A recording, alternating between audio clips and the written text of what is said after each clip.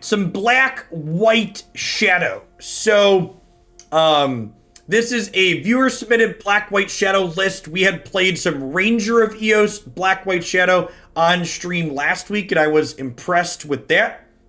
This is a build that's looking to be a little bit lower to the ground so it can leverage Duress as a source of card advantage. I'm uncertain, don't really have an opinion on whether or not Duress is ideal or not in this archetype. I do think that having this lifelink where you're afraid to attack or block with it is going to be awkward in some spots. I'm interested to see how often that comes up with, like, do we feel like we can't actually use this card because gaining life is bad? One piece of technology that seems really sweet in this submission that, honestly, I kind of wouldn't be surprised if this card becomes a staple in some number in other black-white builds. 1 mana instant, exile target creature with power greater than or equal to your life total. The efficiency on this card as your shadows get bigger seems really sweet. 4 of this effect might be a little bit on the high side, but I could easily see this being something we want 2 to 3 copies of in the 75 as an efficient way to have removal. One thing that's kind of neat about this build that I do like is we've got copies of Duress even into the main deck, so we've got a lot of discard spells to push through our threats proactively. One thing that's notably missing from this build that might be something we get in here after playing some games is I do think Scourge of the Skyclaves is good in these more aggressively slanted versions of Shadow. I wasn't playing that card in the Ranger of Eos build that we played because Ranger basically is more virtual copies of Shadow, but I think without copies of Ranger to find out shadows more consistently, Scourge is a good, like, copies of Shadow, like 5, 6, 7, 8, etc. Let's put a couple of basics in here that are borderless, and we'll dive on into some games, huh?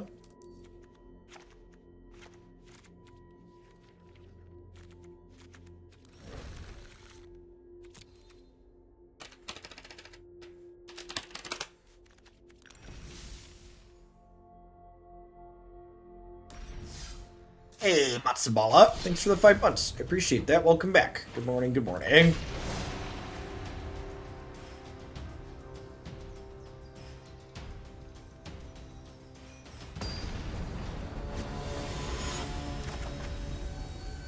I think Scourge is fine if you're looking to be more aggressive more consistently, but I think if my experience playing against Scourge so far and watching other people play with it is that I'd prefer to have Scourge inside of the red-black Shadow builds because they tend to be more aggressive on average.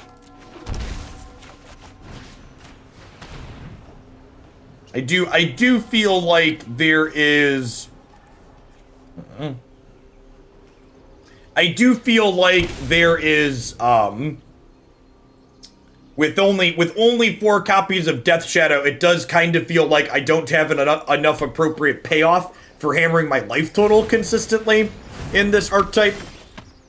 Like, we have a bunch of things set up to deal damage to ourselves, and with only 4 copies of Shadow and no way to tutor for them, we, like, don't find our payoff consistently enough and have instead just dealt a bunch of damage to ourselves. Shelf to Boy, thanks for the Prime support. Good morning and welcome.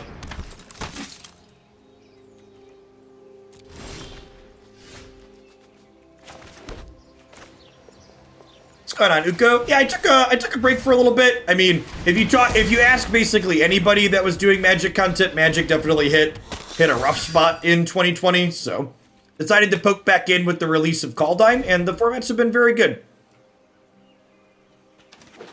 Historic's a little bit combo-y in terms of the average gameplay, but still pretty reasonable on average.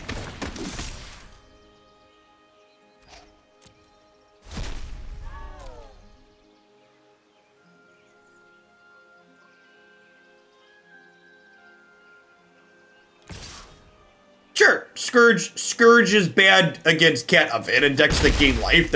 I don't think anybody's gonna disagree with that.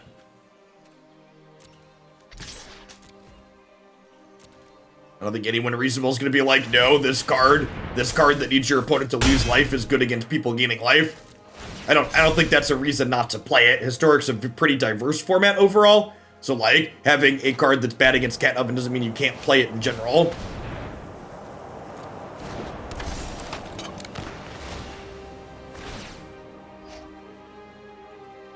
One of the reasons why I've been kind of low on Lurrus in general is because of cards like General Kutaro here. Obviously, while this card in particular isn't really a format staple, effects like this are common. For example, the last deck we played against main deck Grafdigger's Cage. The graveyard is such a hotly contested zone in Historic because of things like Cat Oven, that playing things like Lurrus that are looking to get more value out of the graveyard have issues in a lot of matchups like this pretty consistently, where you're just like, are running incidentally into main deck graveyard hate. It doesn't feel particularly good.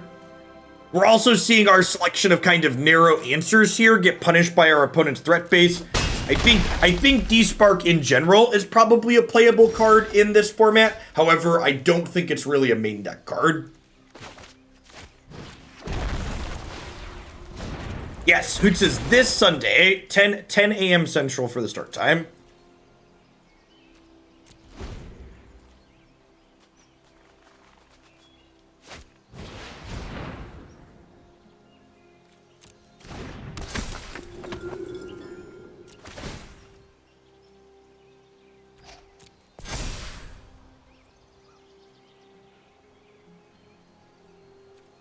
I was thinking more what people are going to run when the play is actual competition. So it sounds like you don't have a lot of experience with Magic's non-rotating formats. The latter is not going to be that different from actual tournament play. While the top decks in any given tournament will be more of the better decks in a given format, the decks that people will actually register in formats like this will still be incredibly wide and varied. You like Kazul's Fury is a big reason to be in Red Black Shadow. Yeah, I agree, Presto Pick. I think that effect is really good. Yeah, Mythgard's been laggy on getting out their last two codes. It's been a little annoying. Alright, we have a lot of good cards in our sideboard here to make our awkward main deck answers a little bit less awkward. So these Duresses are bad here against a creature deck. Despark's bad. Honestly, with main deck Kudra, I probably don't want these. Call the Death Dweller, and then maybe trim the last Blazing Hope here. Yes, that's what Luco said is exactly correct. Non-rotating formats tend to skew towards what people tend to enjoy playing. Usually, the average person who's playing a non-rotating format has a pet deck or two that they like playing, and they'll choose to play that deck in tournaments regardless of power level, if it's even remotely close to playable. Which is why, like the last deck I talked about, for example, right? Where I said, like, okay, I wouldn't recommend Merfolk based on pure power level, but if you love Merfolk, it's reasonably competitive. Like, that's going to describe most decks that people are playing in this format.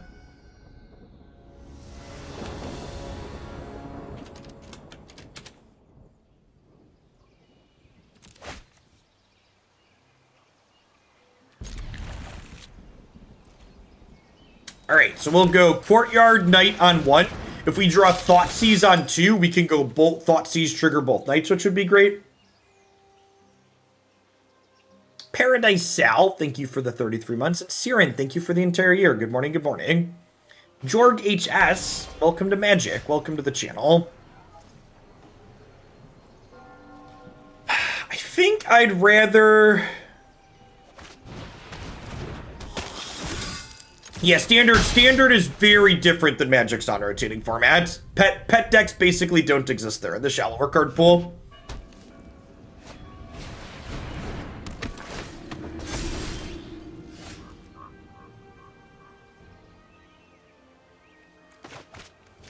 Alright, so I'm gonna bolt myself. I'm gonna attack with these so that way they don't have a block. And then I'm going to play Vanguard, and I'm going to pay 8, and I'm going to cast a Death Shadow.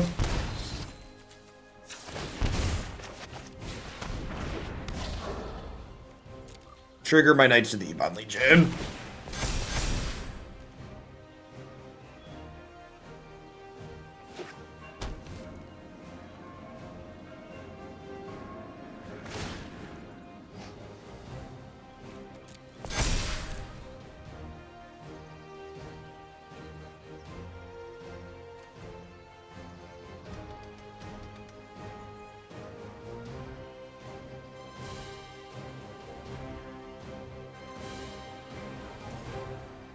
Yeah, really, really good turn 3 here, for sure.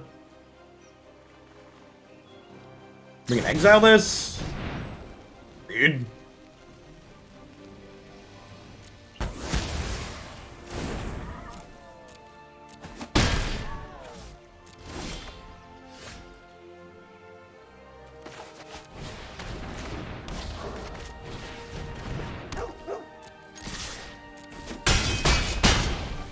I basically only lost to Demonic Embrace style effects when I play this deck. Yeah, I've been a fan. That's another reason I'm a big fan of Ranger of Eos in Black-White Shadow, is because being to fish up Faerie Guidemother is powerful.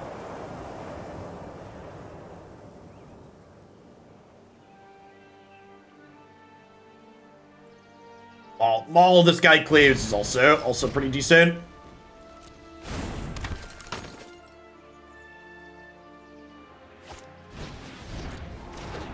Look at that, chat. Our opponent's no longer clueless.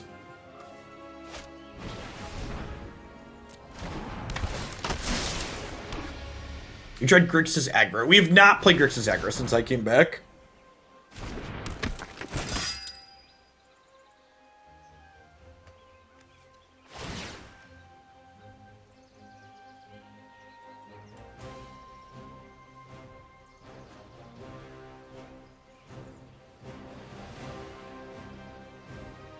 Dusty McRusty, thank you for the 3-chord 0. Welcome back. I'm excited to have you play in the open.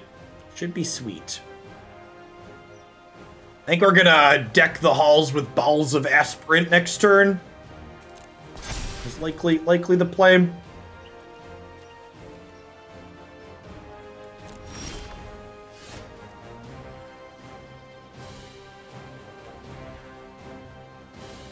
Otherwise, they could block something with this and then sack to protect this.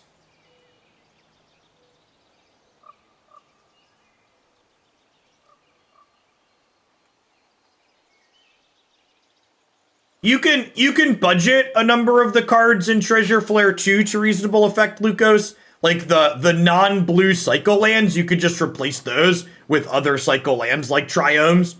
The only ones that are important is that you have a lot of islands here. Yeah, deck does hit multiple inspectors. It could be right to just get rid of their blockers.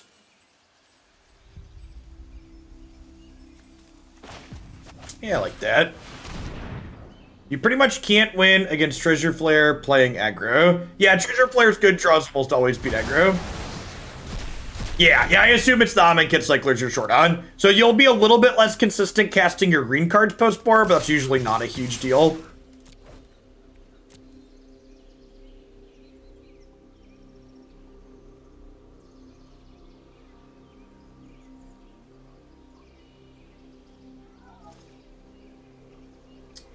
I guess I'm potentially exposing myself to removal spell, dying to a removal spell next turn.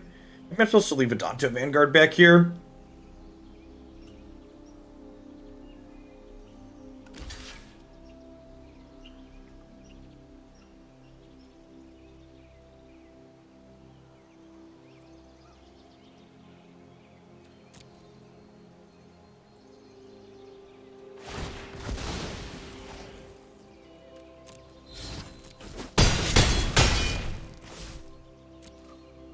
And they have giant killer to diddle my Selfless Savior. They have a way to give this aspirant +2/+2 we die. It gives itself 1/1 naturally. Yeah, if you have Triomes, you can just put Triomes in it.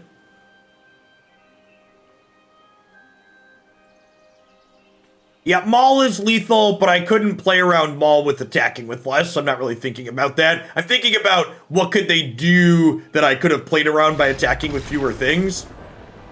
And Maul didn't want me to do that.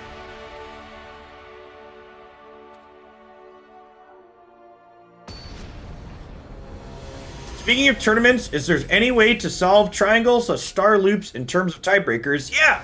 The Hoaglandia tournament doesn't have problems with tiebreakers. You just run your tournaments double elimination. That's one of the many innovations the Hoaglandia Opens have. Instead of having silly tiebreakers and cuts the top 8s, everybody just keeps playing Magic until there's one person left that hasn't lost twice.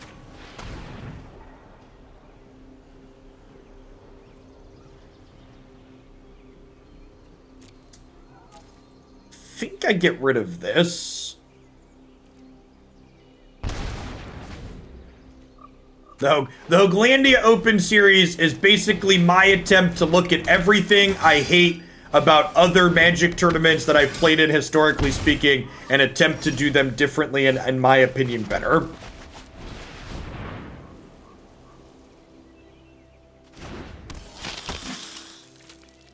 Double elim is the actual norm in most esports. Yes, the only reason Magic still does cuts like they do is because it was good enough for their father and their father's father, so it's good enough for them. Just people terrified of change.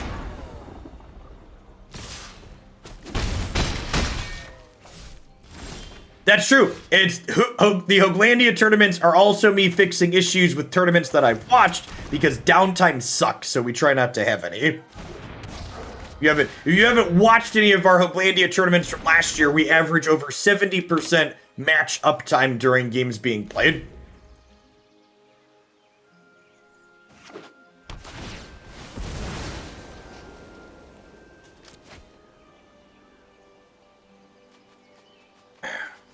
Rocket League has Swiss stages, some of their tournaments, but it's get 3 wins and you're through. Sure, yeah, that's a great way to do it too.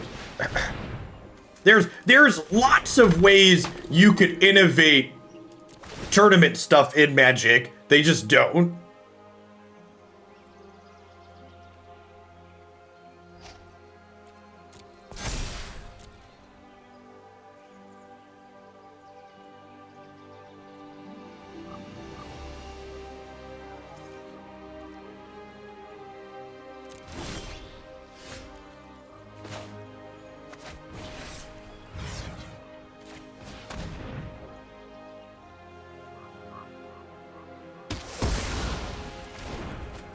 I'm also not convinced that final payment is good.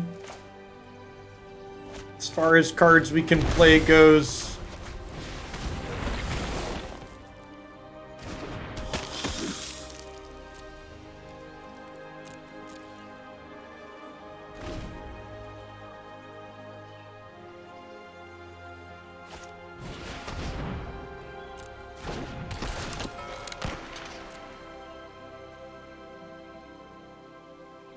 Final payment is better when you play Demonic Embrace.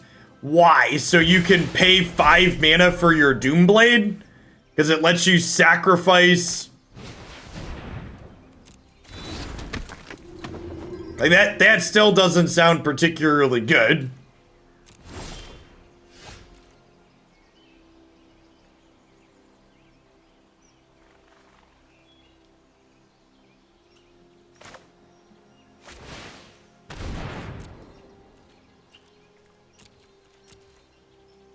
Yeah, I think we're gonna readjust the removal suite in this deck after this match. I think I agree that Dire Tactics is probably better than Final Payment on average.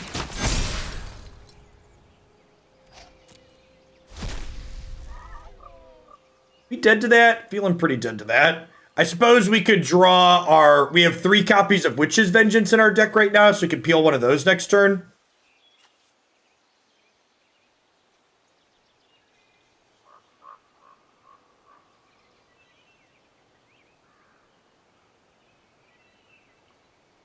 Final Payment's Demonic Embrace lets you discard it because you're never casting it. Minata, thanks for the follow. Good morning and welcome to the channel. Alright, down to 5.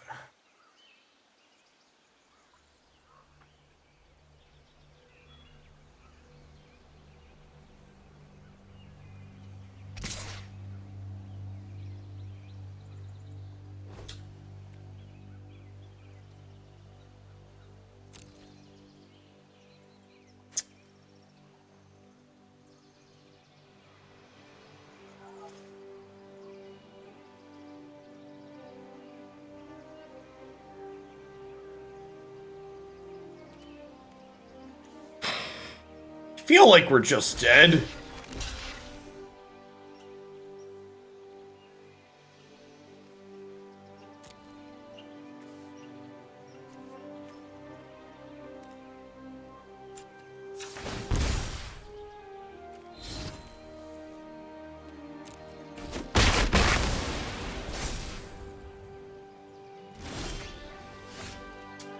So I could do that, and now next turn when they attack, I can block Final Payment, the Freebooter, Blazing Hope, something else. And then I still die if they attack with everything. So I guess we hope they don't do that.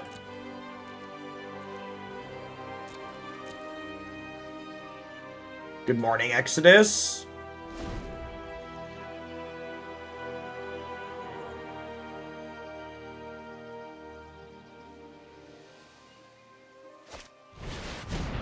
Marshall.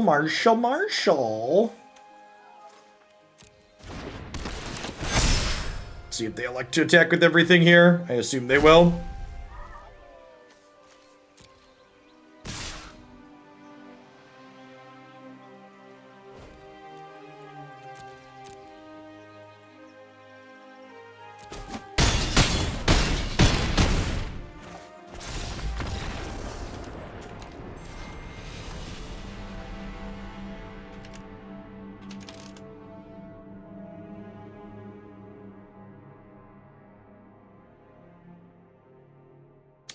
So far, Lure is feeling underwhelming. Definitely want to readjust our selection of interaction here. Despark's a sideboard card at best. I agree that Dire Tactics feels better than Final Payment. I'm gonna put in a couple of Scourge. Having some of this effect in these more aggressive builds is better. Yeah, big feels on missing Ranger so far.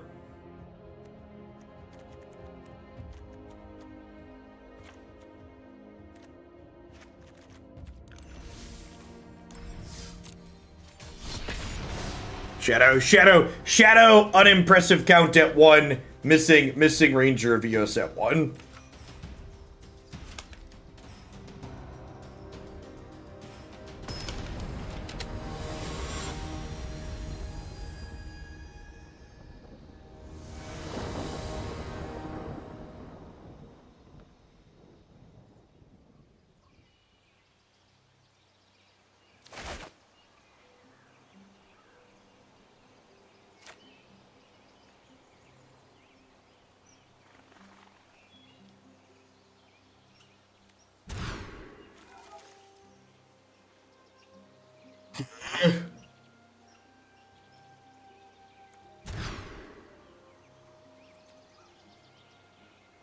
I did see rotation is coming a month early this year. It's exciting.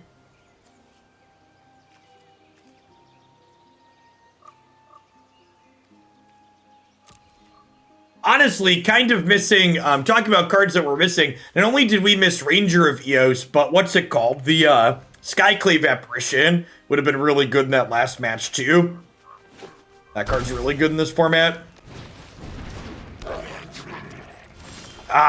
Main deck Duress against Goblins. Yikes. Are there any Grafdigger's Cage in this sideboard? There's not, right? Because that's another thing we lose by playing Luris. We're unable to play Grafdigger's Cage.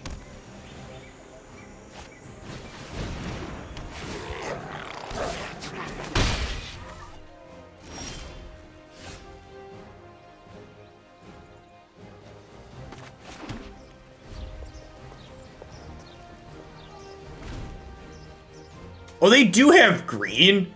Are they playing Collected Company? I actually think Coco and Goblins is pretty sweet.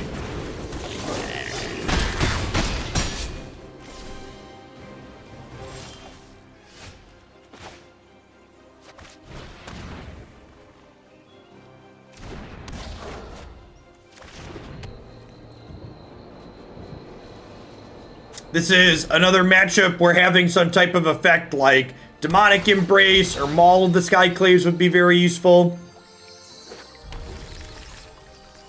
Thanks for the 13 months, Gun 3. Happy March.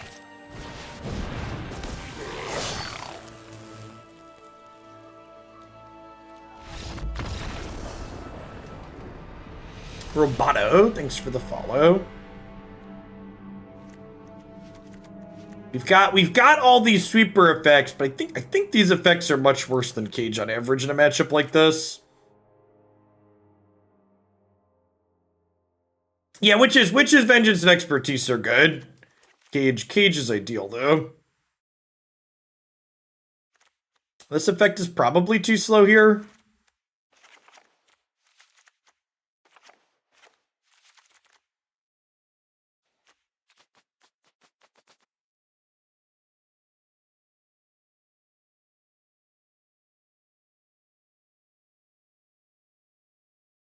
Red King Goblins in for Coco, they're playing Green Changeling. Sure.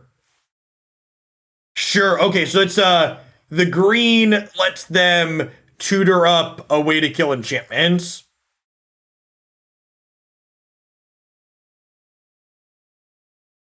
Ooh, that's a good thought, Justin. It does exile Muxus at instant speed. Yeah, maybe it's better than I gave it credit for.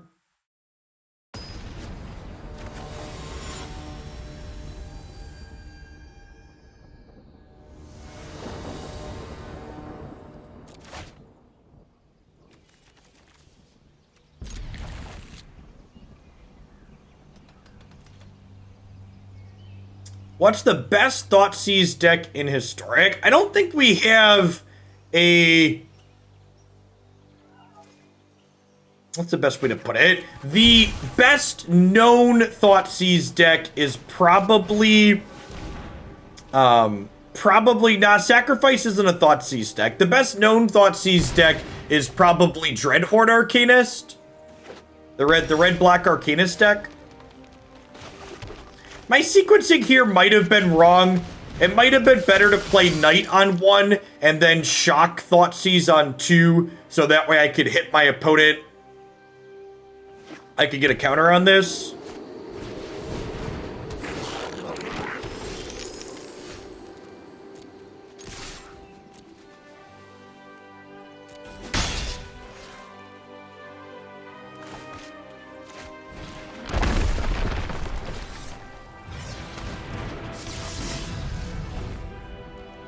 Don't cast this one yet, you'll be sad.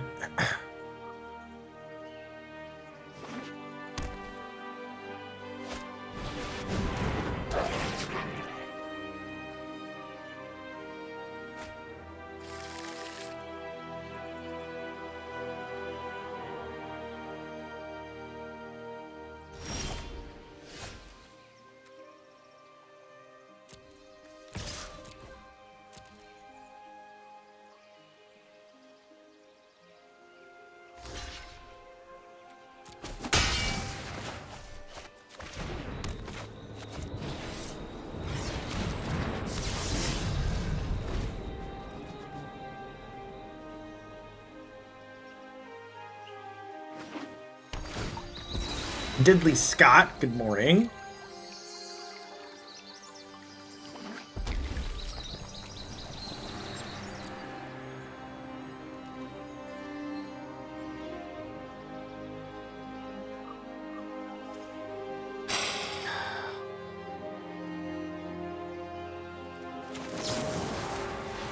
This is aggressive, but I think it's correct.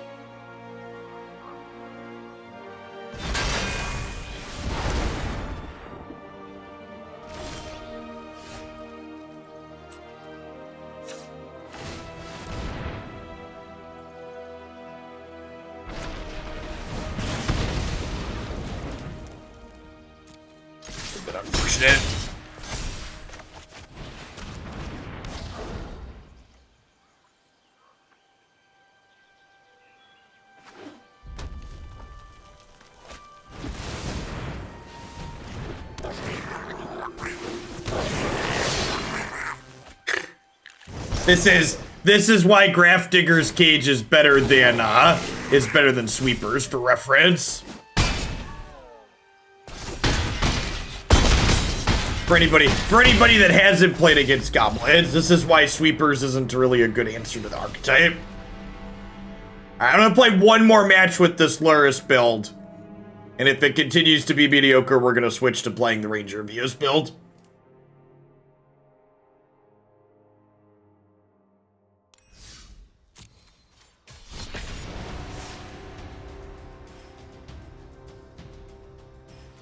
You're okay with Luris? Okay.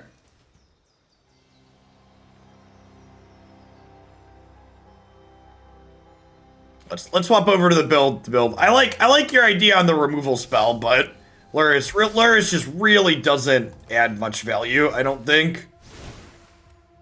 I don't even think I want copies in the main deck, if I'm being honest.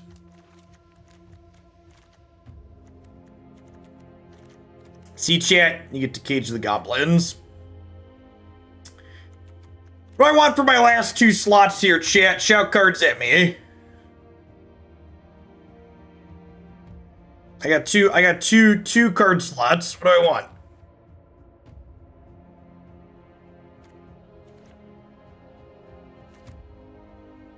Try Skyclave? I've already got 2 Skyclaves here. Main deck cage. We could just play a couple of Scourge. Dire Tactics could be fine too. Nah, I think Demonic Embrace is worse than Maul. This guy cleaves on average.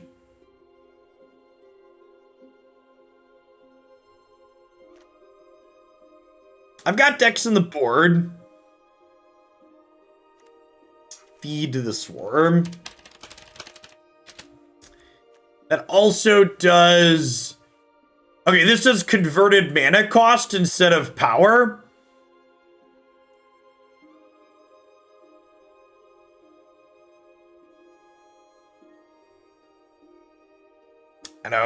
I don't hate that. 1-drop modal dual face card. What's that? What am I not thinking of? Malakir Rebirth.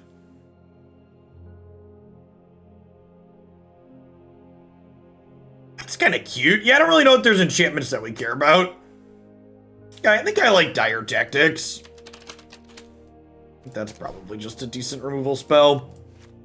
We even technically have humans in a pinch with both Ranger and Giant Killer in this build. So like if we get low on life, this card isn't just dead. I think I like Dire Tactics. No. Oh no. Stop it. Beat up with the wrong build.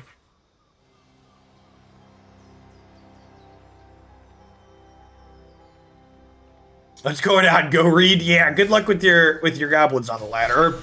We were playing a Luris build that didn't have cages. We're fixing that now. It's possible that some number of Witch's Vengeance is still fine with cage, but definitely want cage.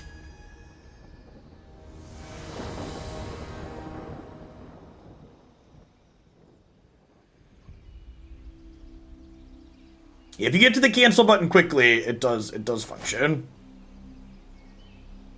Yeah, this is fine, right? This is a black source.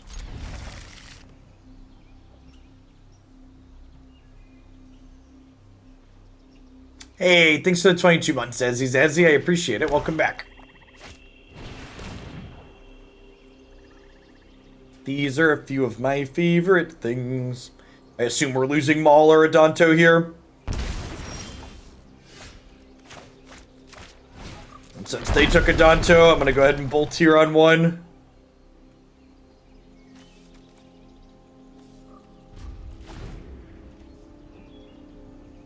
Oh, did we get an official Strixhaven release date for Arena? 15th, sweet. So, it's correct. Some people in chat were talking about how they were sad that they have to miss playing in the Hoaglandia Open this weekend because of other commitments. April 17th, the Saturday after Strixhaven releases, we'll be having a Standard Open.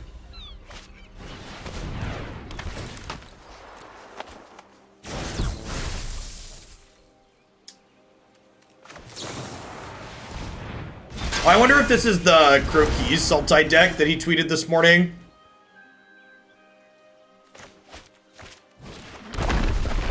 Croquis tweeted out a Sultai Aetherworks Marvel deck with Ultimatum. Yeah, the next one will be on a Saturday. The one this weekend is on Sunday. The next one will be on a Saturday.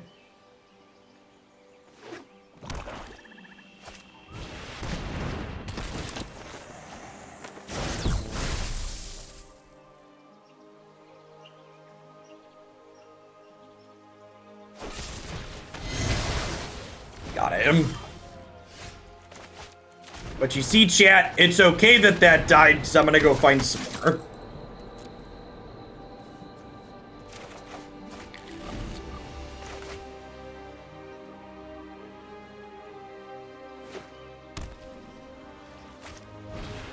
Yeah, it's actually very possible we want a second Faerie Guidemother in this deck.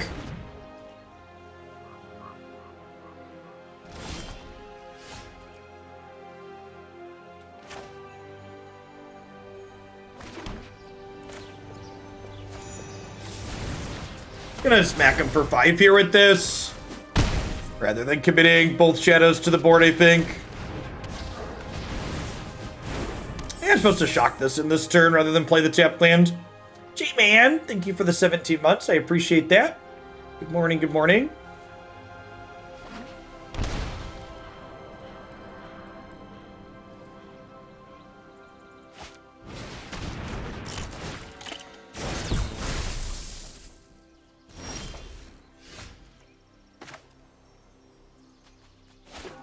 I guess if I would have shocked this in last turn, this could have been a 5-5 here. I still just attack with everything, right? Because if they trade with Shadow, they take 4 down to 8. I play this other Shadow. I have them done on board next turn. I guess that's not true because this gains life, right? Okay, maybe the offering that trade is wrong. Yeah, I should have shocked last turn instead of playing this.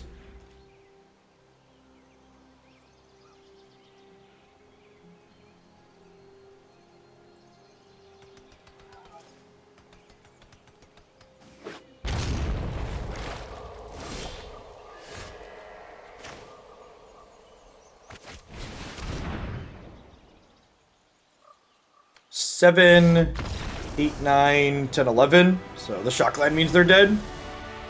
Weird concession there, unless they knew I had the shock land in my hand. Maybe a little bit spooky.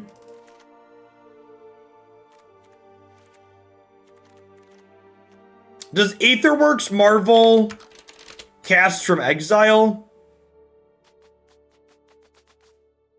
No, it doesn't. Grafdigger's Cage stops Aetherworks Marvel. So we'll board those in.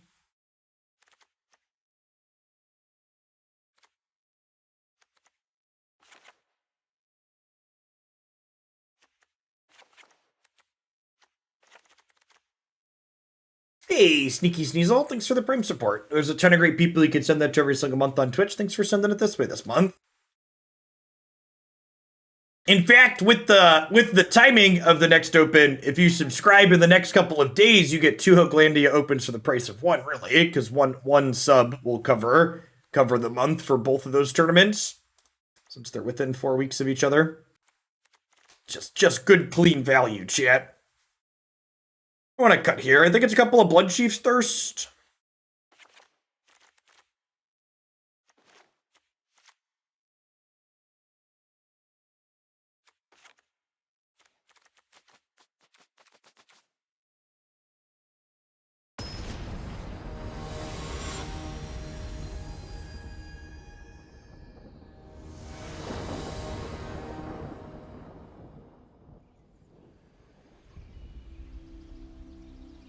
Bezos already covered it for you. I appreciate Jeff Bezos' money. And in many ways, Jeff Bezos' money is better than other people's money. I like getting paid and not costing normal people anything. Ooh, yeah, this thing's great, huh? We'll bottom the swamp here. Long-time lurker, finally have Prime support, love the historic content. Awesome, I appreciate you dropping that off this way.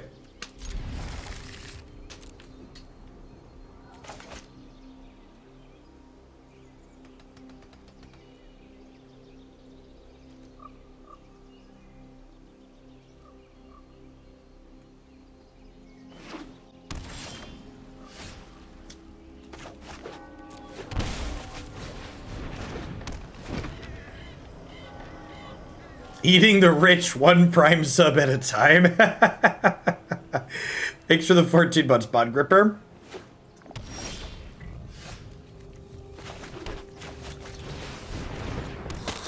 It is pippity popping in here today. Pippity pop. The fun don't stop. Yeah, disfigure. Aura's Charm resolves. Dead End Super Larger.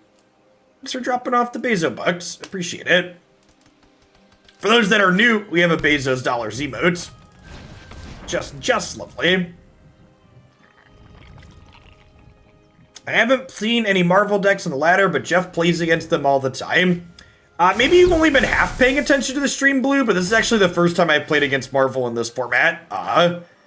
In weeks? Ever? Maybe ever?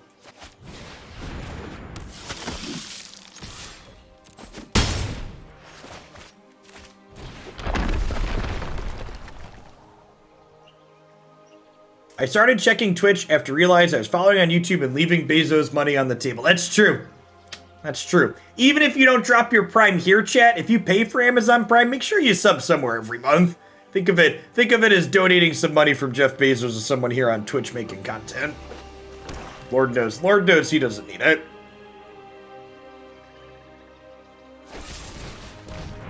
Aura's Charm resolves.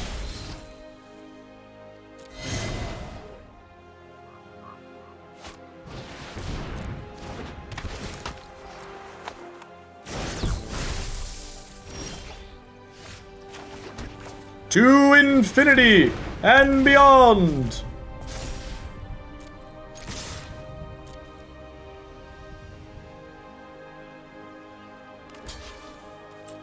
We haven't seen a Marvel yet, but I'm assuming they're on Marvel.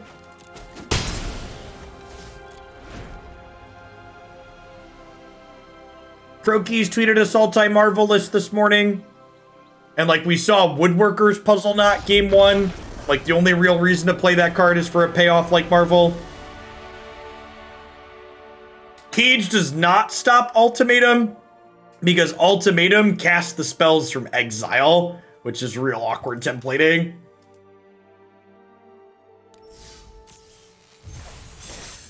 They only cast Thoughtseize in that creature both games. Nah, they cast Fatal Pushes that didn't do anything. Ooh, we had 2 more signups for the open, up to 60.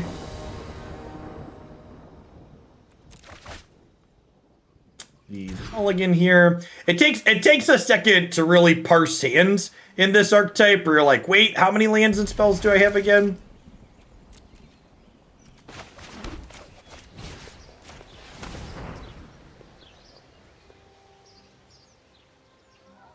Okay, well, shit.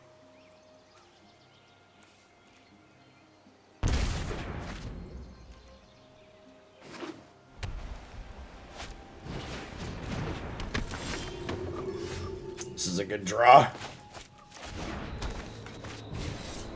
think we just murder the speaker here and hope to draw another piece of spot removal for this.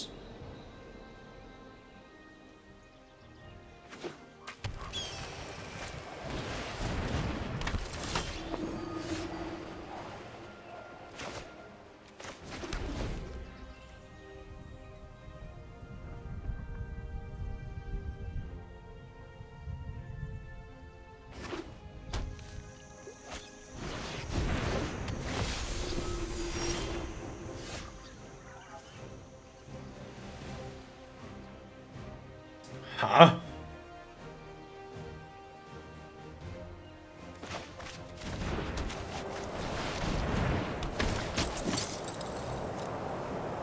So we'll grab a Shadow and we'll grab Giant Killer here.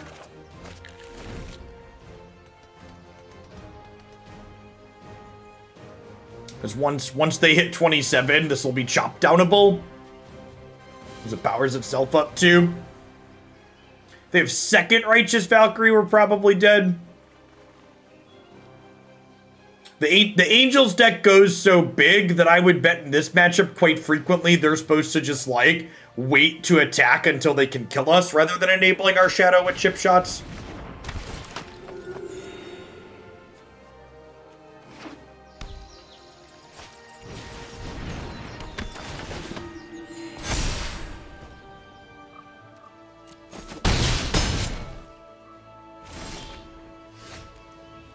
Deal.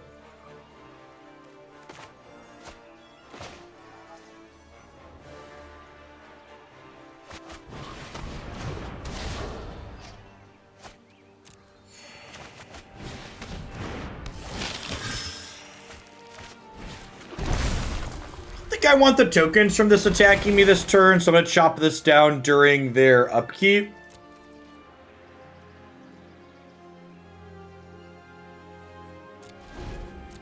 Oh, oops. Well, shoot.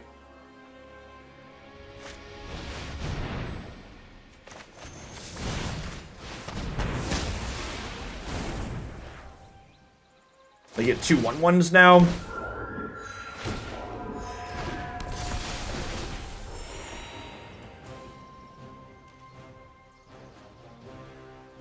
This matchup seems real bad. Like, real bad.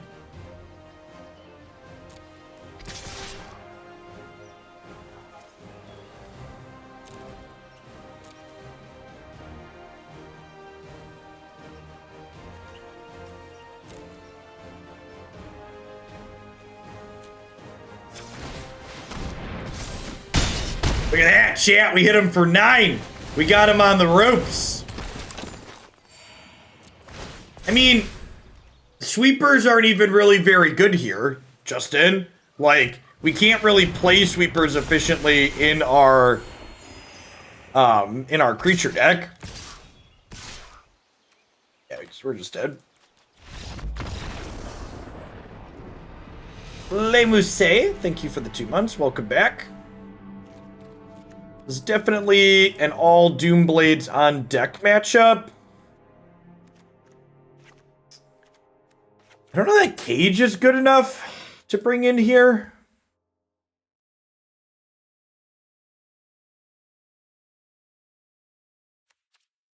Yeah, like Witch's Vengeance definitely isn't strong enough. I can see Settle the Wreckage being okay. The problem with Settle the Wreckage is that, actually, I don't even know that I agree with that. I think Settle the Wreckage is probably okay on the ladder, but I think Settle the Wreckage is going to be a card that doesn't do much for you in matches against good players.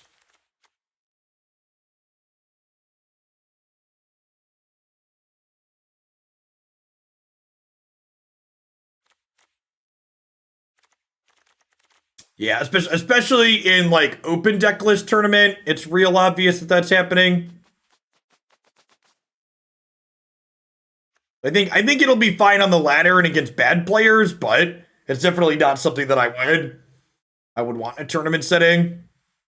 And the Angels deck, like, that last game's a good example, right? Like, our opponent went wide enough and tall enough in that last game that, like, they can afford... Settle's only good when your opponent can't afford to play around it, and the Angels deck is often going to be in a position where they can afford to play around it.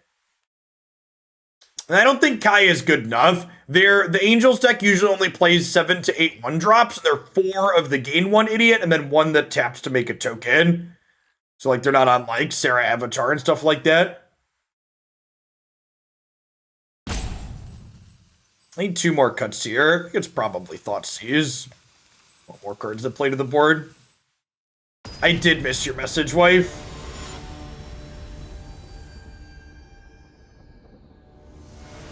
Oh, please check the message I sent you. I missed that message and I missed the other one.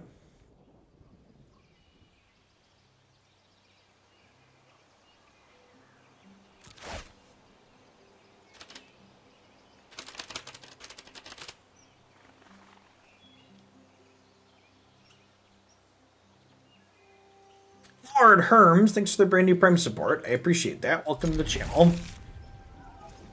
It's not amazing, but it's fine.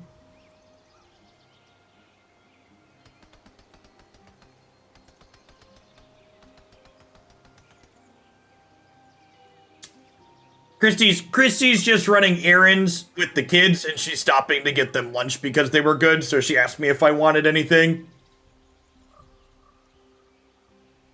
Because she's a lovely wife who keeps me fed. I'm doing well, Quarth.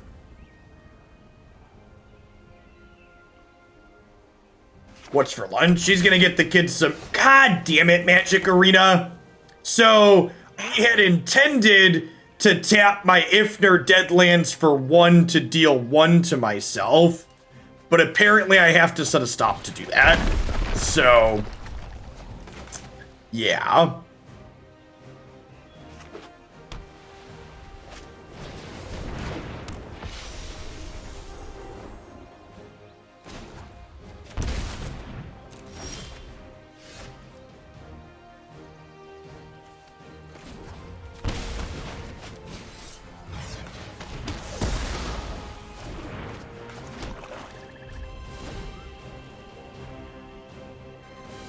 She get the kids chicken nuggets from McDonald's.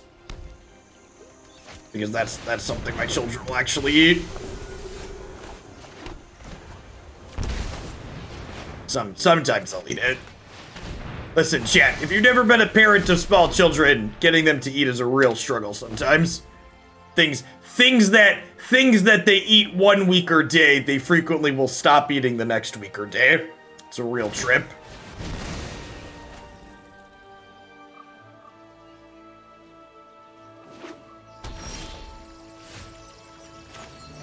This is a good draw.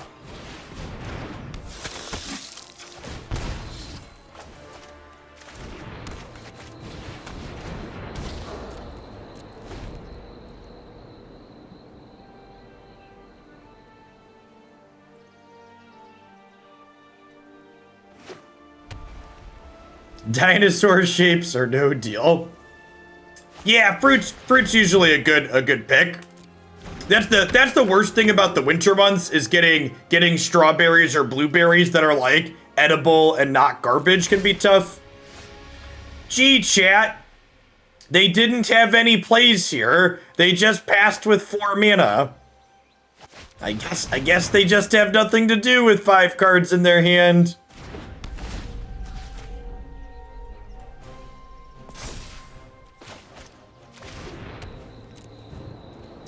Very unlucky.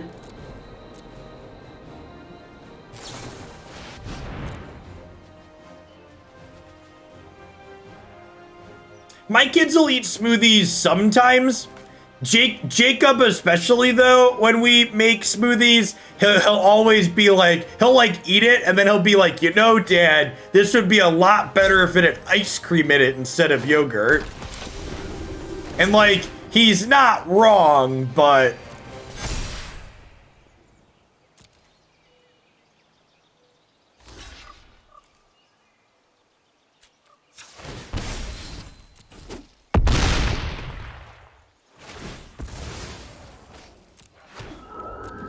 I think we're still just dead, right? That's a milkshake then, sure. You're not, I usually explain that to him too. Because they're at 28, so they've got Speaker of the Heavens online now. And they have Baffling End. Oh.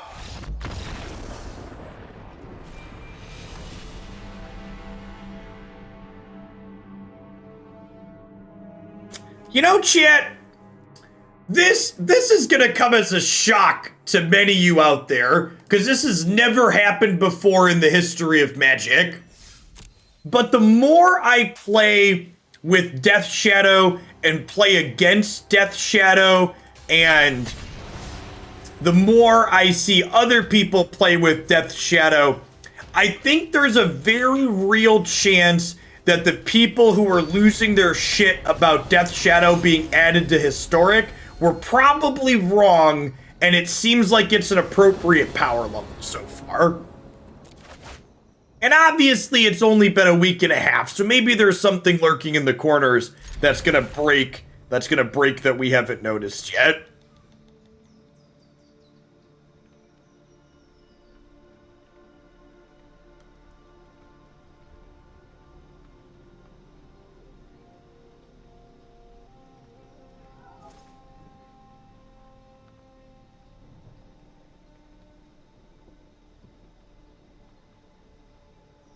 Yeah, like, so people have a hard time understanding that the power level of cards is contextual inside of the format in which they're being played. And I think a lot of people don't remember that for a long time, Death Shadow was just a meme card in Modern. And it wasn't really until Stubborn Denial was added to the format and Gurmag Angler and Delve Threats were added to the format that it came up on top. And Shadow, is Street Wraith still legal in Modern? Can someone help me out? Is Street Wraith still legal? That's one of those cards that like should have been banned a while ago, so I forget if it's legal or not. It is, yeah. So like, Death Shadow in Modern has Street Wraith, which is like a huge deal for the card as well. Probe is banned, but Street Wraith is still legal. Crocs, thank you for the 2 months of Prime. I appreciate the re-up. Welcome back. Thanks for the follow, Golgoo. And like, I don't, and just for the record, to make my position abundantly clear, my experience so far with Shadow in this format isn't that Shadow seems bad. It just, I don't know that the Shadow decks that I've seen, played with, played against, seem like they're anything to like write home about. They just seem like another thing that's just like good to be doing in the format. You just like look at the things that you could do in Historic and you're like, yeah, Shadow's fine, that's reasonable.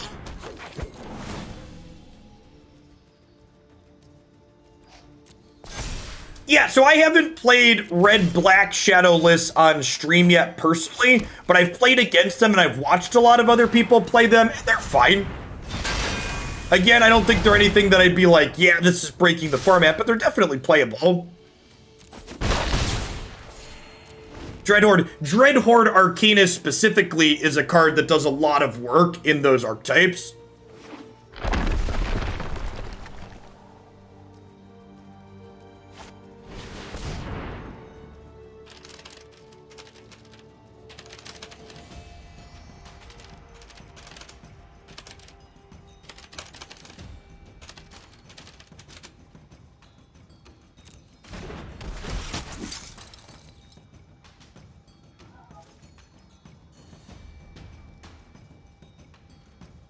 Yeah, I agree with that, Prospect. The games where you're just playing like big idiots tend to be kind of unimpressive.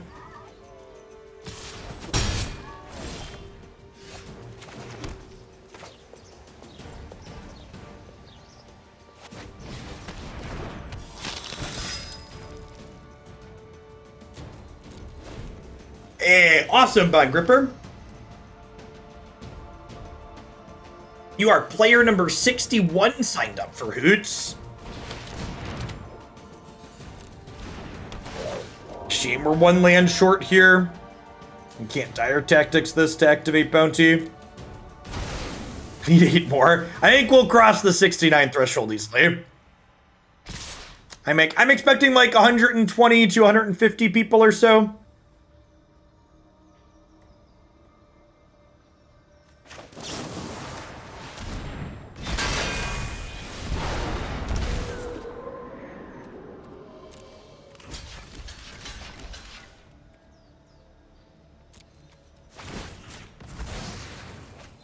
Does Black-Red Shadow play Cleave? Not usually.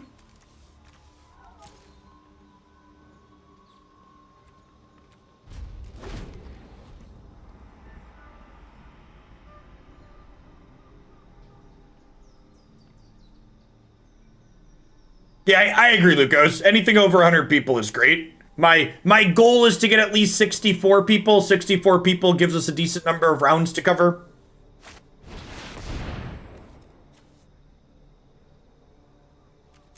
Oh no. Oh no. I think we've died, chat. I think we've died.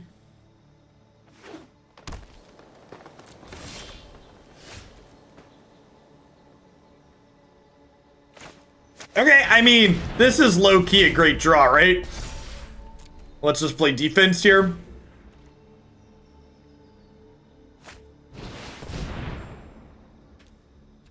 All right.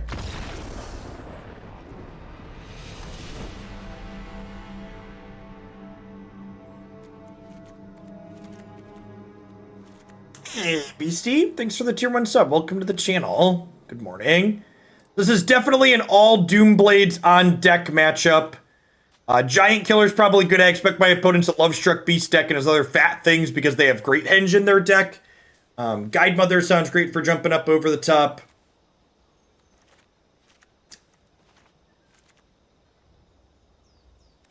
I feel like this is a card we just never touch. I guess it just doesn't line up well into all of their attackers, huh? What if we like trim those? They have such a hard time controlling our life total without Adanto Vanguard, though. It could be wrong to cut Adanto Vanguard. I don't have enough experience in these creature matchups with this archetype yet to know what's right or wrong strictly. Hey, I appreciate you dropping off the Prime save in. Thanks for the 13. Oh, I think I said thanks for the Prime to Beastie. That was a tier 1. Either way, thank you. Add a glance reading. I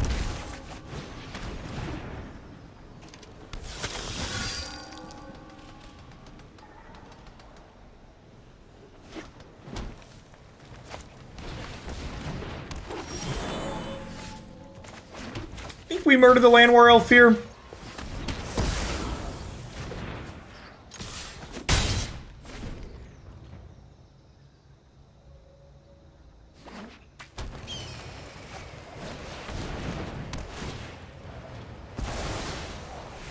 Land.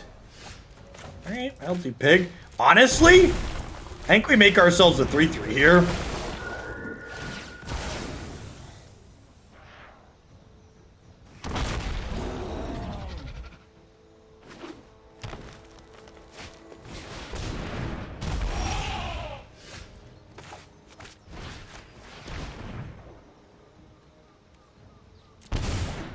Alright, well, our opponent's gonna hit landfall.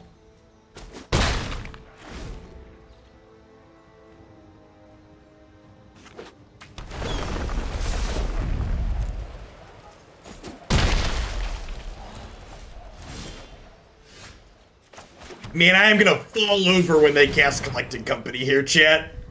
I don't know that my heart can take them having drawn a Collected Company here.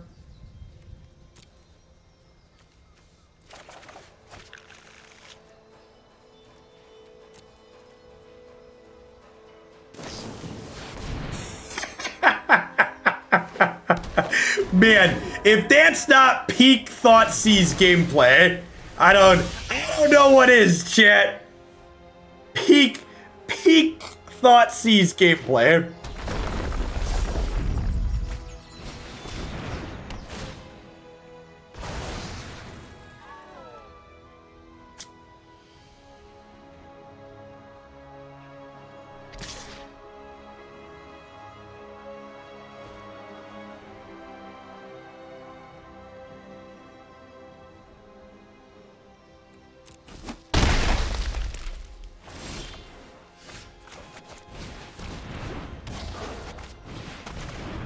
Tap 3 lands, put 30 power into play.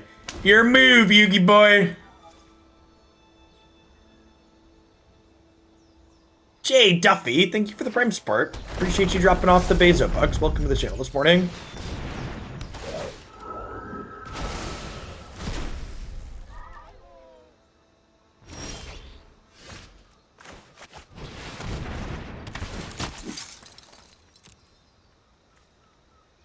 Before Decade Stone goes on the stack. Yep. I think we actually play around that, right? I think we grab a Life's Bounty here rather than... There could be merit to grabbing a Guidemother, but I think we just hope for a brick this turn and then get Life's Bounty set up.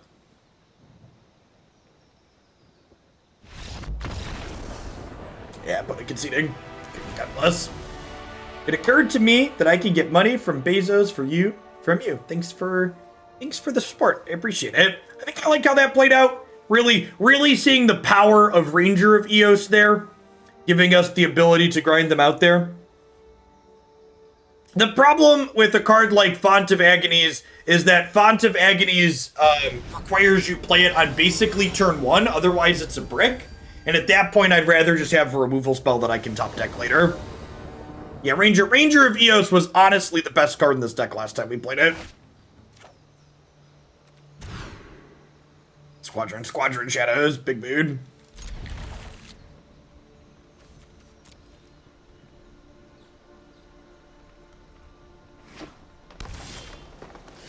Font is a very slow card. Agreed.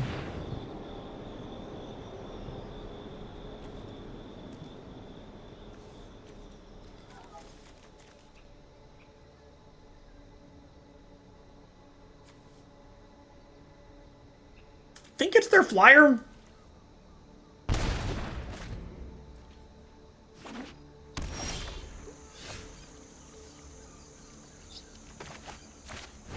A pretty decent draw. So they get to drop their mammoth like it's hot, and then we get to dire tactics it. We're just hoping to draw lands for the next couple of turns here. It's very possible our deck wants like one more land in it. Maybe another utility land of some sort. A second Black Desert could be really good.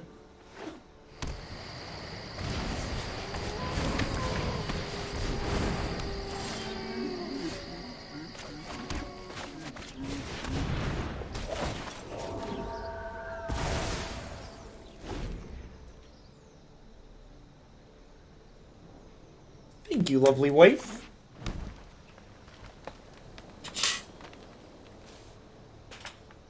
She brought me food, chat. She doesn't want me to starve.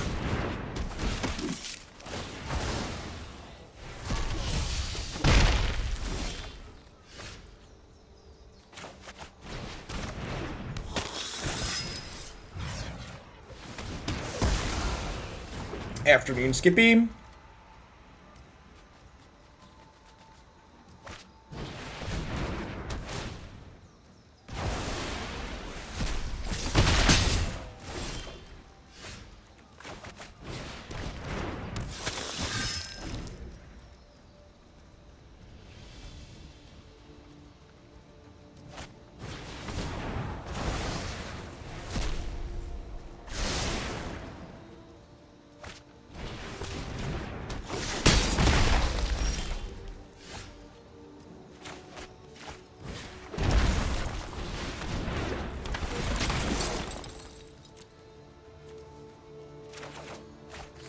I think this is probably one turn too late because we had to bolt to play it.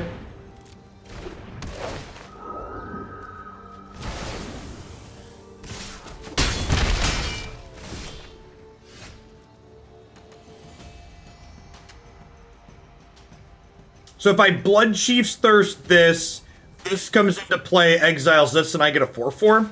So I'm not dead on board.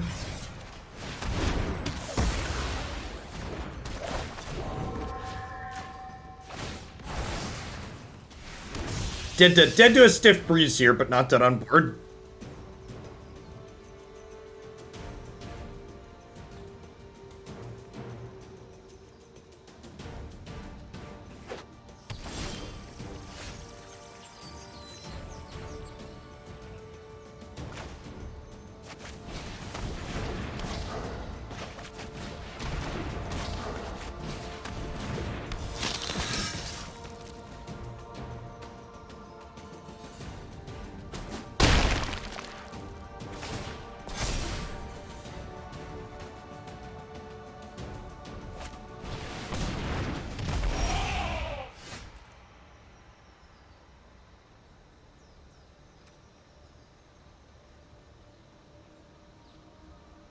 I think we just attack with both of these, right?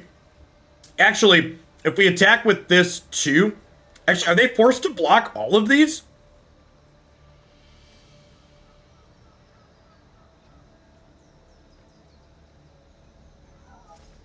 What happens if I attack with all...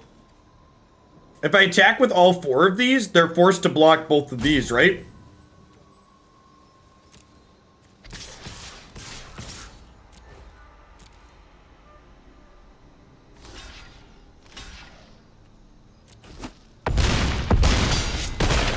And then I get to go Life's Bounty plus Ebon Legion here. One is not none, chat.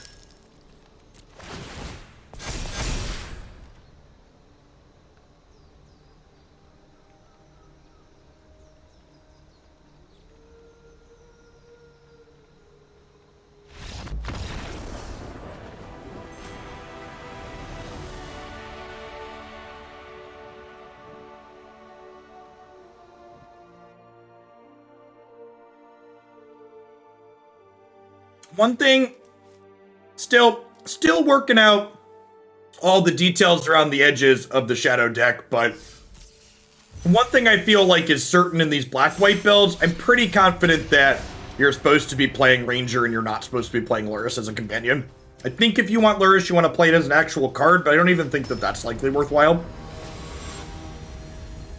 Hey, thanks for the 28 months, Rudy. I appreciate that. Welcome back.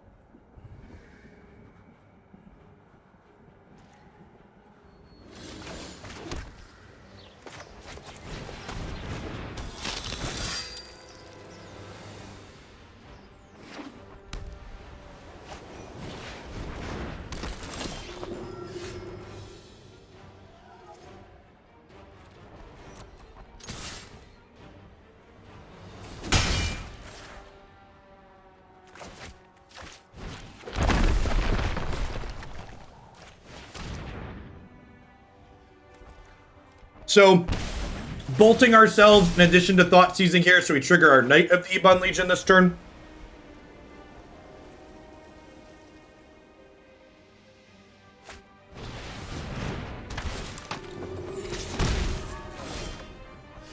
I completely disagree with that statement, Neil Giraffe Tyson.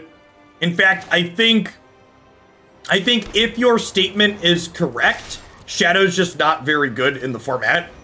I think if you think Shadow needs to be a hyper aggro deck and end the game as quickly as possible, I think you probably, that probably just means it's not good. Like, the appeal of these types of decks is explicitly not that they're linear aggro decks. There's far better choices than this archetype to try and kill people by turn 4.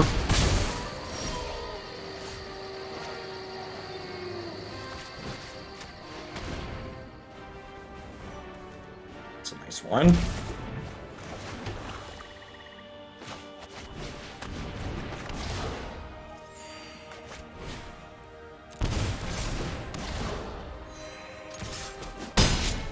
Death Dweller, we tried Death Dweller last time we played this deck, and I was unimpressed by it as well. I agree that it's probably better than Lurrus, but I still don't think it's very good. Real Mawa, thanks for the follow.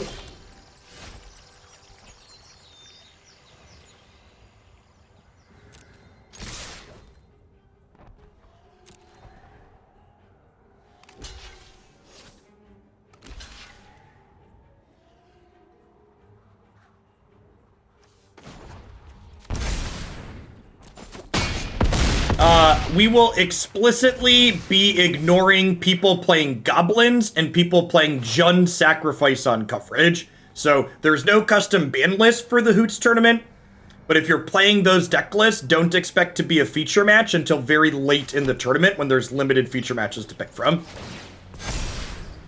If you're interested in having the best possible chance to get on coverage early in the Hooglandia tournament this Sunday, you'll want to be playing with cards from HA4. So we're going to be prioritizing picking feature matches in the first few rounds from HA4.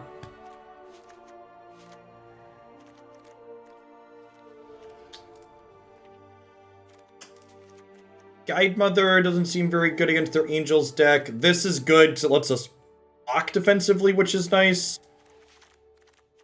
Savior seems whatever. This can give something unblockable in a pinch, which is good to keep, I think.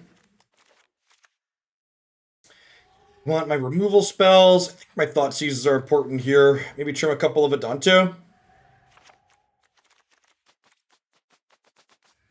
And obviously the best way to get on coverage in the tournament guaranteed is to make it to the finals.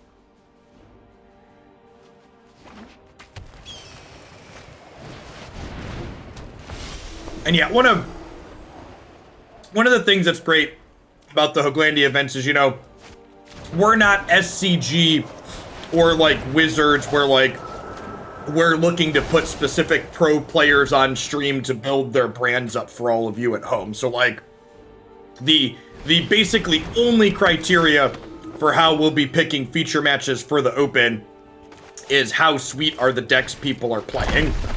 So our goal is to get the most variety of interesting decks on coverage, not cover specific players.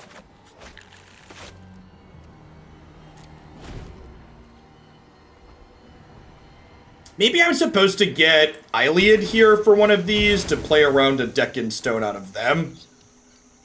Yeah, Jim Davis will be my second for the tournament this weekend.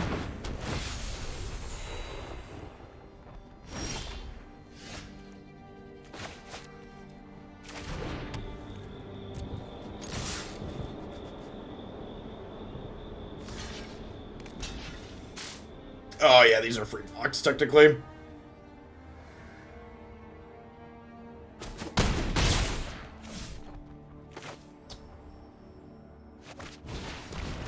You want to Maul this turn?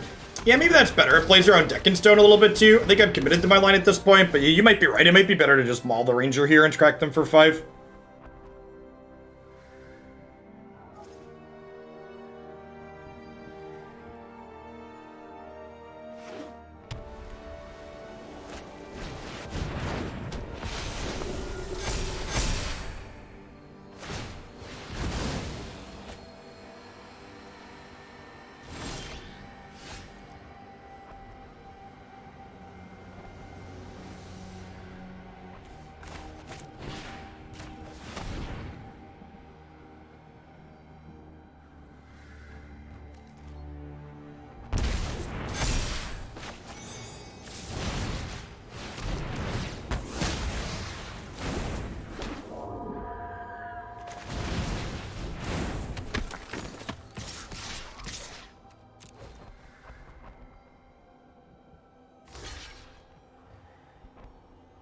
Yeah, opponent definitely understands how this matchup works a bit.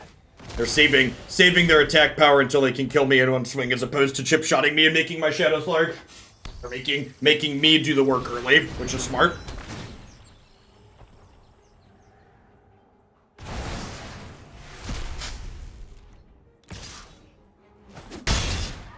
Or at least they were.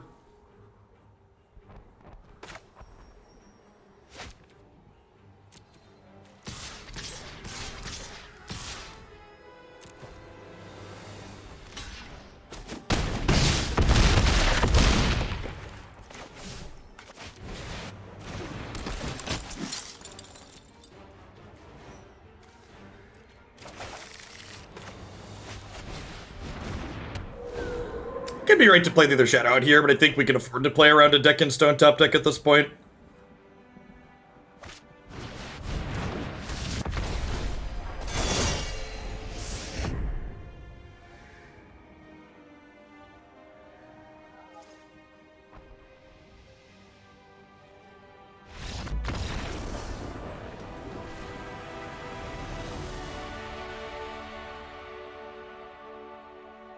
Well, to be fair to the people talking about Magic Legends and them having issues and it being typical Wizards of the Coast, for reference, Magic Legends has been subbed out to a third party. So Magic Legends is not being created by Wizards of the Coast. They entirely by a third party studio that they've given their IP to, is my understanding. Another impressive game there for Ranger of Eos, huh? Picking it up and putting it on his back there. Would not have won that game without the power to draw a bunch of shadows. Yes, if you give a shadow pro white, the Maul falls off. That is accurate.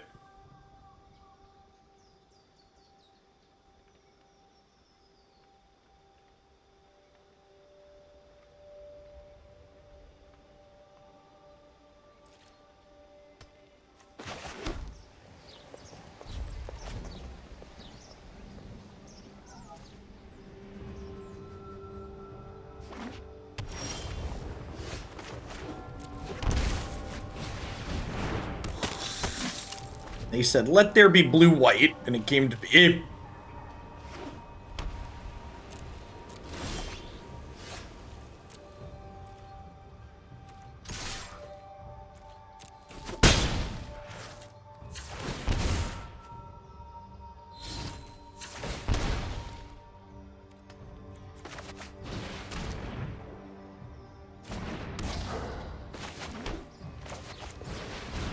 Run this one into a sensor, because I don't really have enough life to protect 2 of them from a sweeper anyways.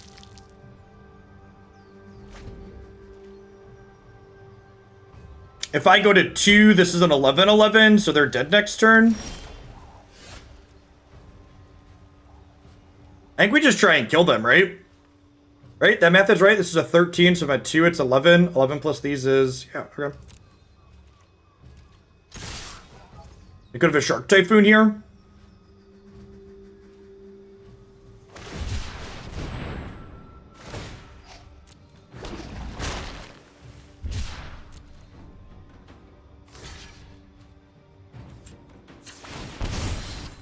I'm only going to hit them for 10 here, because if they have Wrath of God next turn, I want to be able to protect one of my Adanto Vanguards.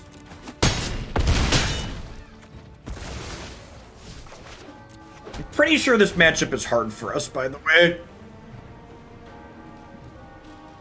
BT dubs.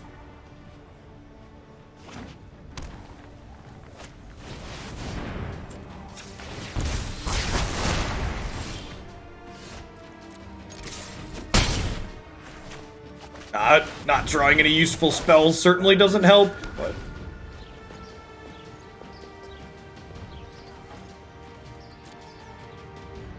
I'm gonna play this out because it puts them dead on board.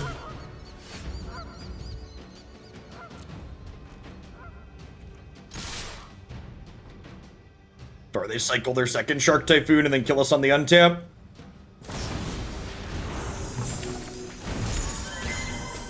We are in fact dead to Breeze Power.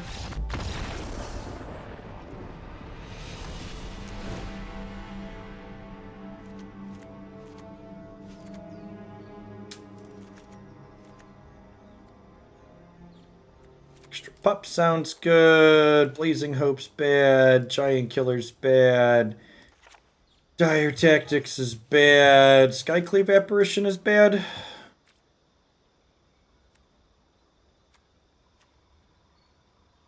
Pretty clean in and out here.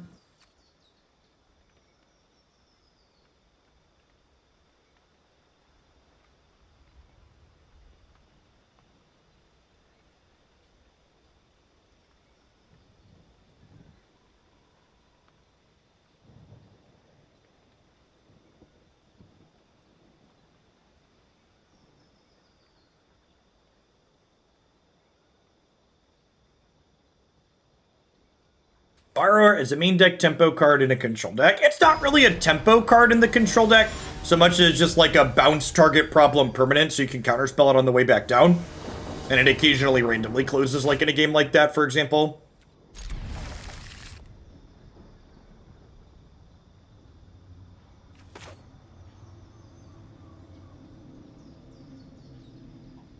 Discard spell in the opener is real good here. Would love to draw a black shock land or a black black bolt land next turn, so we could go second night, Thoughtseize, trigger both knights.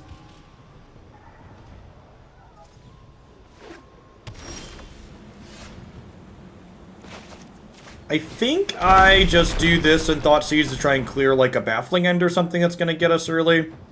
Yep, there's the Wrath of God. So we get to crack them for 1 here. And then next turn we'll get to put Maul on here, which is nice. And we'll probably just like hang out on this 1 threat until they answer it. This is 1 card late.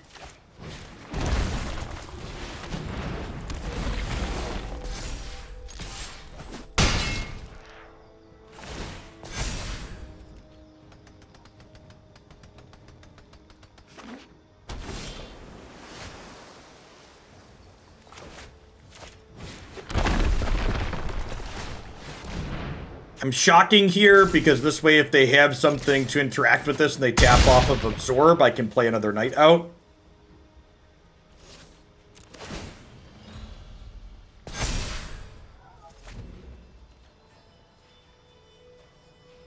Please concede. Rats.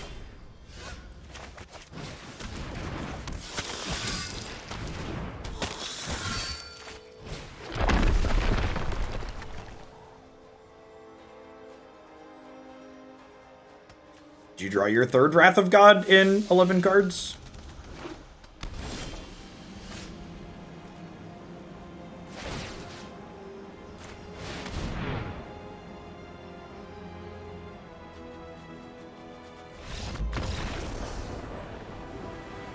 Wow, why are they conceding there? Don't they have draws?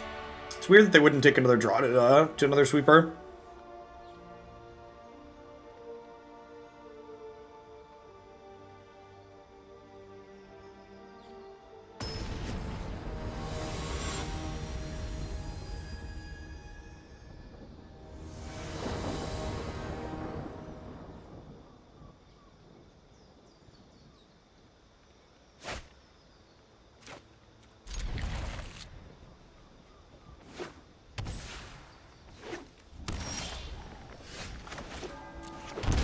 Okay, I will not Thoughtseize you this game.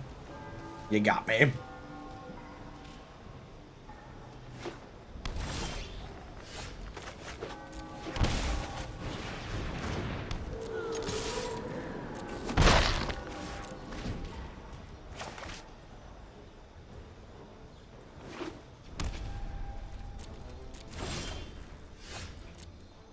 I mean, for the record, I think this matchup is bad for us.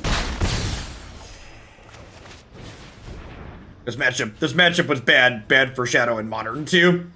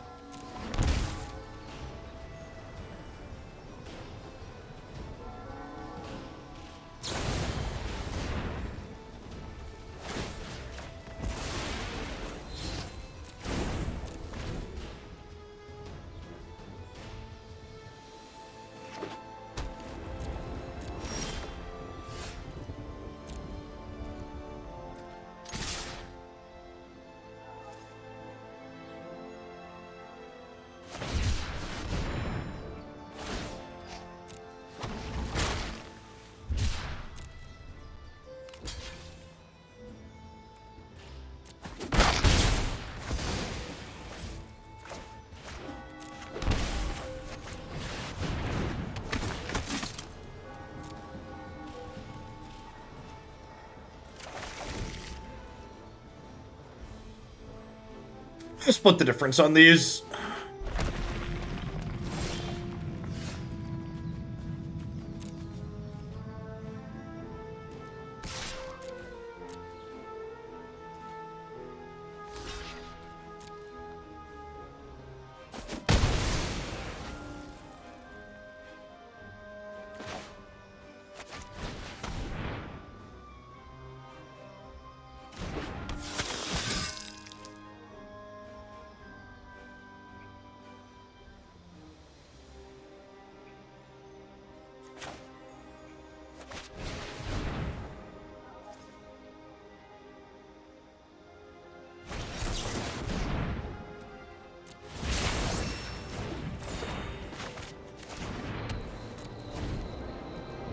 I think this Awakening is a spell this game.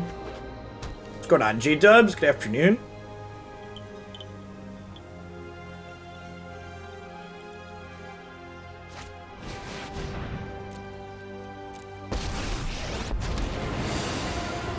Let's slow this down. We need to move quickly.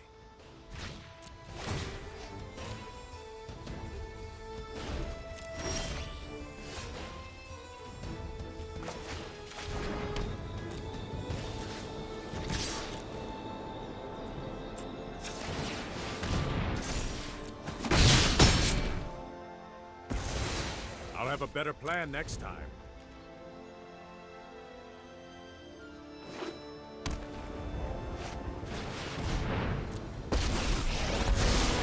Those who cannot perceive beyond the world, meditate and prepare. Please find and cast Wrath of God this turn. Rats.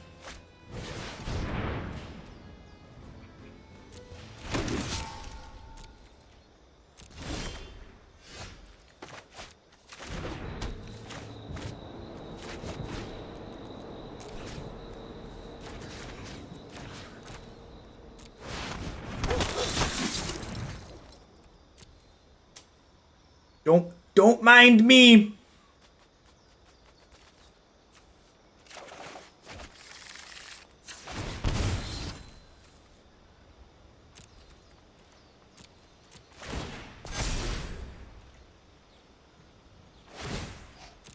I have just the trick for this.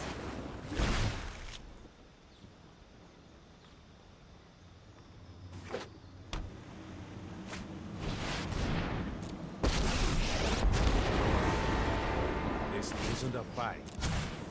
Hurry!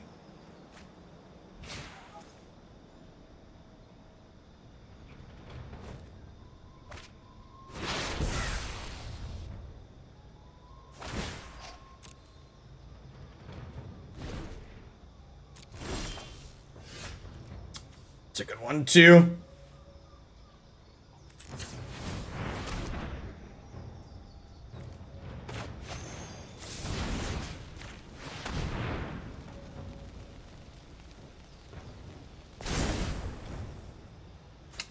Huh?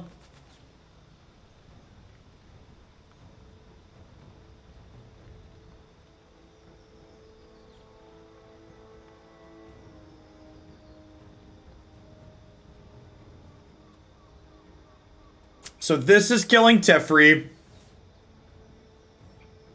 Do I want to attack with anything else? I could give this pro-white and smack their face. Think I like that.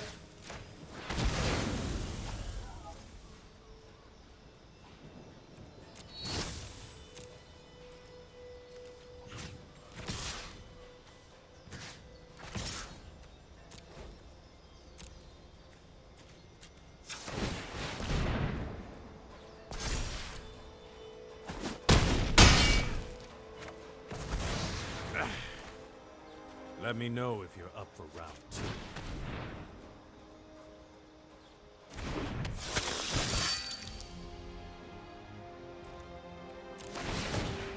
It's a glimpse. It's not a counterspell or behold. Yep.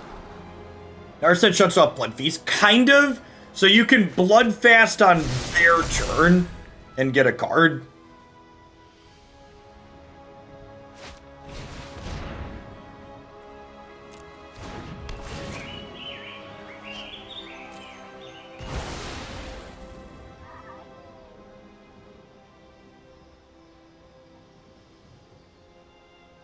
Why play the extra night? Yeah, because there isn't enough stuff on board for them to want to use their Wrath yet. Even now, there's still not enough stuff for them to want to use their Wrath.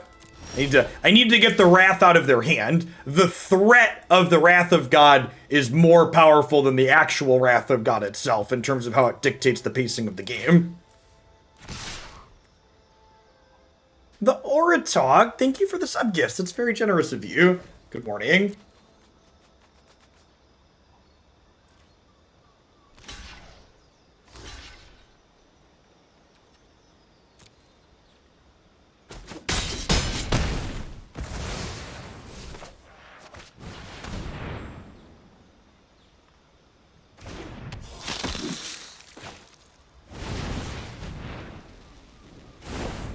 I think we put them on a counterspell here, right? I think we just pass. I don't really want to run this into a counterspell. Maybe just activating Arc. Seems okay for us. Using my Biden bucks to stimulate my favorite streamer. Thank you for stimulating my economy. All right, so this protects here. This protects itself.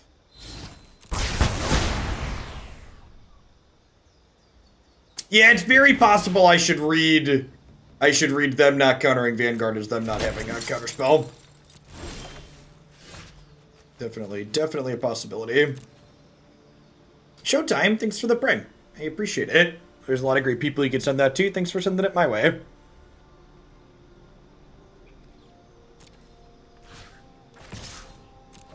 I don't really want to pay 4 life to trade this for a token, so I'm just going to attack with just one of these. And I think we one Shadow plus Arguel's Bloodfast here. And pass the turn.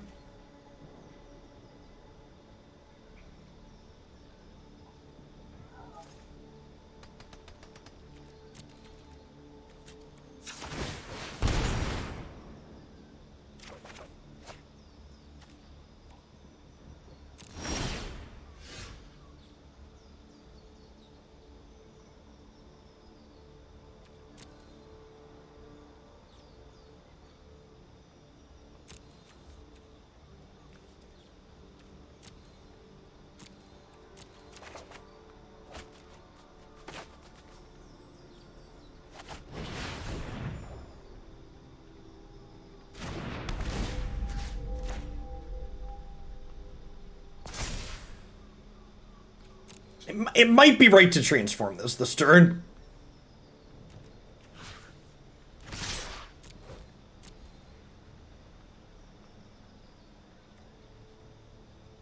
It could also be right to slide the Maul onto the Adanto. Although I kind of feel like I want a blocker here. Because of their Crawling Barons.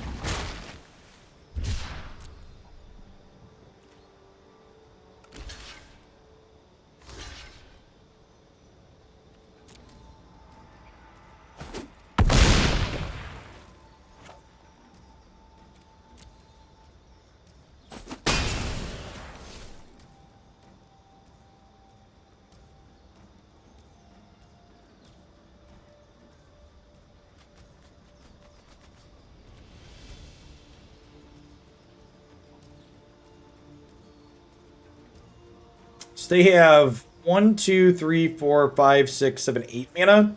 So if they activate Crawling Barons at end of turn, and then they have a Baffling End, I die.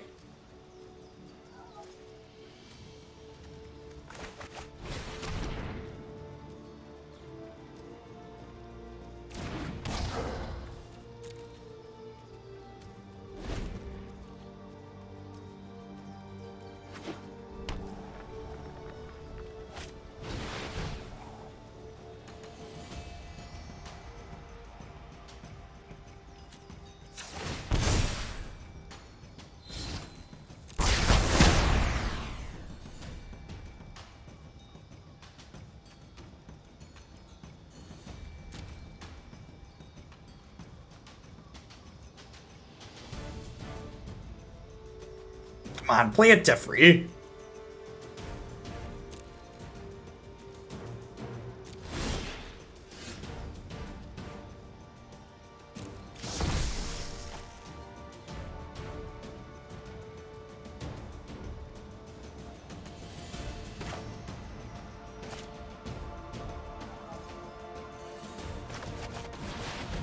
Just can't beat another Absorb here is the problem. Only cast one. Yeah, I think we're dead.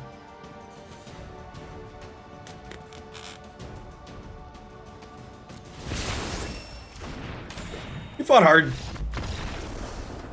Hard to be too upset with that loss, other than typical blue-white control feel bads. I could have perhaps been right to flip. The fact that they hadn't played a second Wrath of God means that it could have been right to flip my what's it called a turn sooner. And if I flip the Bloodfast a turn sooner, I could have sacrificed a Death Shadow to gain 12 in response to their sweeper, which would have given me enough life there. Yeah, I think I messed that last game up. If I flip the Bloodfast, assuming they have a second sweeper, because they've only played one so far in the game, then when they pull the trigger on the sweeper, I gain enough life to be able to save my Adanto, despark their Leyline, Thoughtseize them that last turn, and likely stick the Ranger afterwards. Yeah, I think I wasn't super happy with my sequencing there. In retrospect, trying to get a second card out of it was greedy. I got pretty happy with this archetype overall. I'm definitely I feel like I'm at the same spot where we finished last time we played this, which is I've got these 4 slots that I'm like not really super excited about what they're doing. Dire Tactics was fine. I think I'd probably play this again. This card ended up being more awkward in practice than it looked like it would be on paper, so I don't think I would play Blazing Hope again. It's just real awkward in the creature matchups. The core of this feels decent though. Like Ranger of Eos, Skyclave, Maul, all of these are really powerful cards that feel like they're worth giving up. Luris honestly just doesn't feel great a lot of the time we played anyways. Ranger being able to fish up Faerie Guidemother to be able to jump things to kill people feels fantastic. So as far as board slots go, I think I'm pretty happy with the sideboard, actually. Almost all of our cards in here came in different spots. Maybe, like, the Bloodchief's Thirst and, like, a Despark instead could be, like, Witch's Vengeance for the creature matchups, like Elves and Goblins. Could be a little bit on the heart side, but overall felt pretty fine. We actually have a donation deck for